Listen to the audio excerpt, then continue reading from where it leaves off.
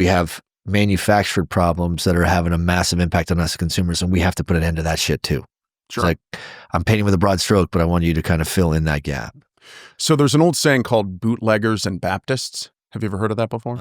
So bootleggers and Baptists are the two groups of people who wanted to prolong prohibition in the United States. Oh, of course. The Baptists did it for ideological reasons. The bootleggers did it for monetary reasons, right? Financial reasons.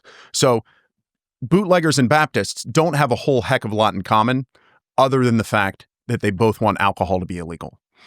So when you take that dynamic and you overlay it onto the energy industry, you have people going to war with each other, really, really peculiar alliances of groups to fight a common enemy or achieve a common goal.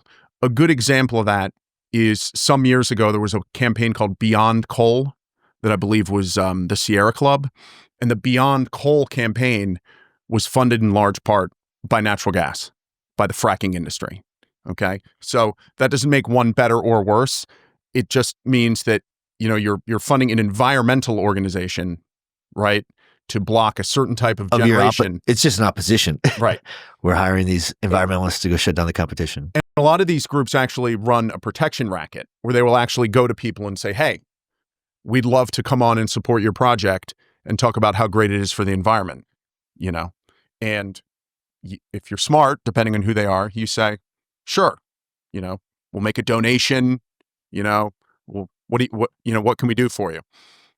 If you don't, then a lot of them magically arrive at the conclusion that your opponent's project is the environmentally friendly one, not your project.